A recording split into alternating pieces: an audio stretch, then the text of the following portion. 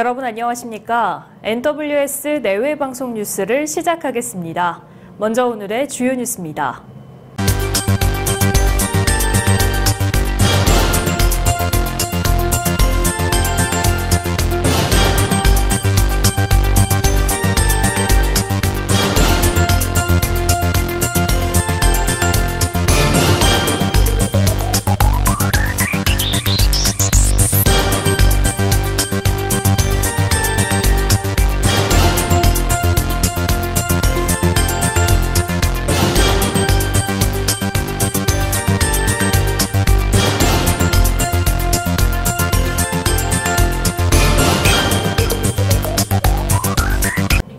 문재인 정부 2기 내각 후보자 중 조동호 과학기술정보통신부 장관 후보자와 최종호 국토교통부 장관 후보자가 낙마했습니다.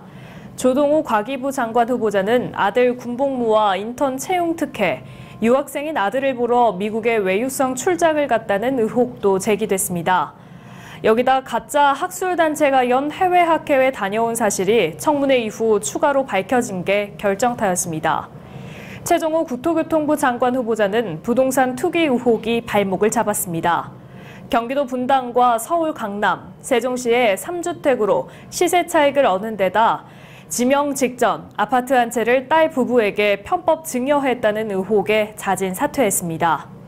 윤도한 청와대 국민소통수석은 국민의 눈높이를 맞추는 데 미흡했습니다. 송구스럽게 생각합니다. 청와대는 한층 높아진 국민의 기준과 기대에 부합하도록 더욱 노력하겠습니다라고 청와대의 입장을 밝혔습니다. 자유한국당 황교안 대표가 지난 토요일 프로축구팀 경남FC의 홈경기장에서 선거운동을 했는데요. 경기장 안에서는 정치 행위가 금지돼 있어 경남FC 측이 징계를 받을 처지가 됐습니다. 프로축구 연맹 지침에 따르면 티켓을 사서 경기장 입장은 가능하지만 경기장 안에서는 정당이나 후보의 이름, 기호가 노출된 의상을 착용하는 것은 금기사항입니다. 황 대표 측은 규정을 모르고 유세를 하던 중 뒤늦게 설명을 들었다고 해명했고 앞으로 법을 잘 지키겠다고 말했습니다. 지난해 7월 도입된 주 52시간 근로제 위반 기업의 처벌 유예 기간이 3월 말 종료됨에 따라 어제부터 주 52시간 근로제가 본격 시행됐습니다. 고용노동부는 주 52시간 근로제를 위반한 직원 300명인 이상 기업에 대해 시정명령을 내리고 시정명령 기간 이후에도 개선되지 않으면 처벌하게 됩니다. 다만 탄력근로제를 도입할 예정인 기업은 탄력근로제 확대 관련법 시행 전까지 계속해서 처벌 유예를 받을 수 있습니다. 오는 7월부터 국민연금 가입자가 내는 보험료가 오릅니다. 보건복지부에 따르면 7월부터 1년간 국민연금 보험료의 산정 기준인 기준소득 월액이 상한액이 468만 원에서 486만 원으로 하한액은 30만 원에서 31만 원으로 인상됩니다. 이에 따라 국민연금 최저보험료는 월 2만 7천 원에서 2만 7,900원으로 인상되고 최고보험료는 월 42만 1,200원에서 월 43만 7,400원으로 16,200원 오릅니다. 다만 가입자가 직장인이면 보험료의 절반은 자신이 내고 나머지 절반은 회사가 부담하며 지역가입자는 자신이 전액 부담해야 합니다. 저소득 노인에게 주어지는 기초연금이 오는 25일부터 최대 월 30만 원으로 늘어납니다. 보건복지부에 따르면 65세 이상 노인 중에서 소득과 재산을 합한 소득 인정액이 하위 20%의 기초연금 수급자 기준 연금액을 월 30만 원으로 인상하는 기초연금법 개정안이 이달부터 시행됩니다. 올해 기초연금 선정 기준액은 노인 다가구의 경우 월 137만 원, 부부가구는 월 219만 2천 원으로 국민연금을 받는 액수와 배우자의 기초연금 수급 여부 등에 따라 기초연금액은 일부 깎일 수 있습니다.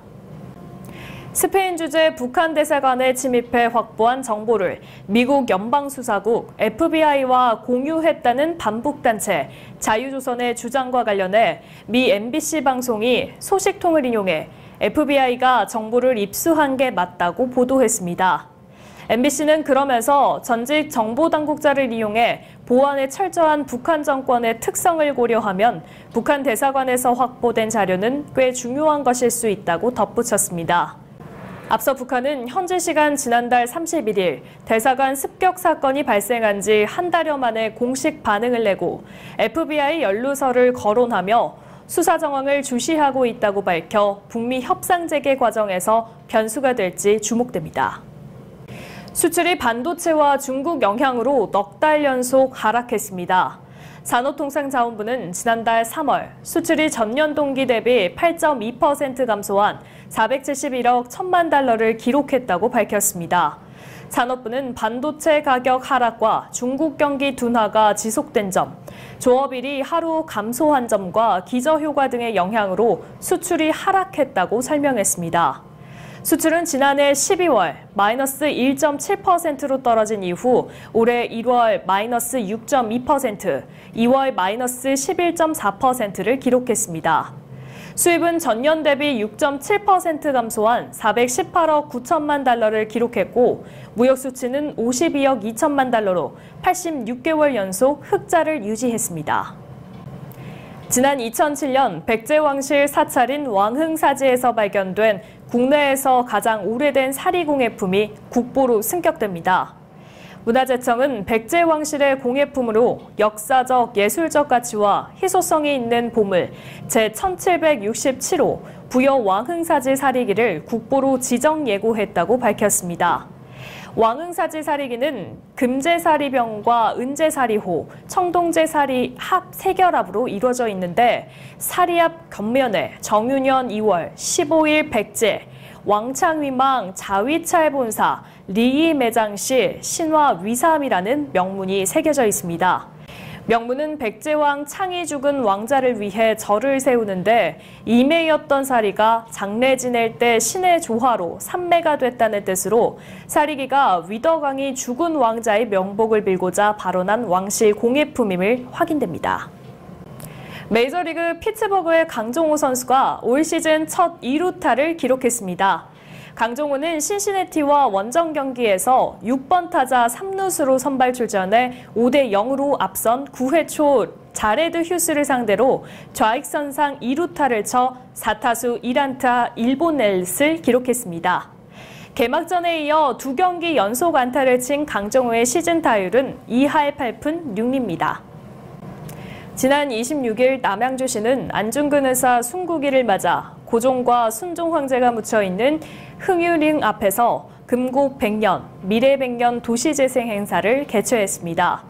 행사에는 조광한 남양주시장을 비롯해 신민철 남양주시의회 의장, 남양주시의회 의원, 경기도 의원, 문화재청 관계자와 시민 등 300여 명이 참석했으며 1시간 동안 진행됐습니다. 조광한 시장은 119년 전 오늘은 안중근 의사께서 이토 히로부미를 처단하고 여순 감옥에 수감 중 순국하신 의미 있는 날이라고 밝히면서 역사를 잊은 민족에게는 미래가 없다며 금곡 100년, 미래 100년 도시재생은 이곳에 역사문화공원을 조성하는 것으로 대한민국 도시재생의 롤모델이 되도록 하겠다고 말했습니다. 자세한 소식 저희 카메라에 담아왔습니다. 화면으로 만나보시죠. 박물관을 만드는 거는 이제 학생들의 약간 도움이 되고 홍유릉이 옆에 있으니까 학생들이 이제 체험 학습 그런 거에도 약간 되고 좋은 것 같아요. 예, 두 가지 의미가 있습니다. 첫째는 홍릉과 유릉이라는 홍유릉 금공동을 대표하는 역사문화지구가 도심 재생사업이라는 아이템으로 새롭게 태어난다는 의미가 있고요. 그동안 고종과 순종의 능이었던 이곳이 가로막고 있는 이 도시의 흉물 같은 이 건물이 헐어짐으로 해서 새로운 역사문화공간으로 탄생이 되고 그것을 통해서 우리가 독립운동의 가치와 앞으로 우리가 살아가야 될 미래에 대한 분명한 목표를 다시 세우겠다는 점이 큰 의미를 갖는 점이라고 생각합니다. 네, 어제는 가벼운 농담을 하는 만우절이었는데요. 봄도 장난을 치는지 바람이 차갑기만 합니다. 오늘도 역시 평년 기온 수준이겠으나 바람이 매서운 편입니다. 바람 때문에 옷차림은 따뜻하게 해야겠지만 미세먼지 쌓일 틈이 없어 이번 주 내내 맑은 하늘을 볼 수는 있겠습니다. 오늘 뉴스 여기서 마치겠습니다. 시청해주신 여러분 고맙습니다.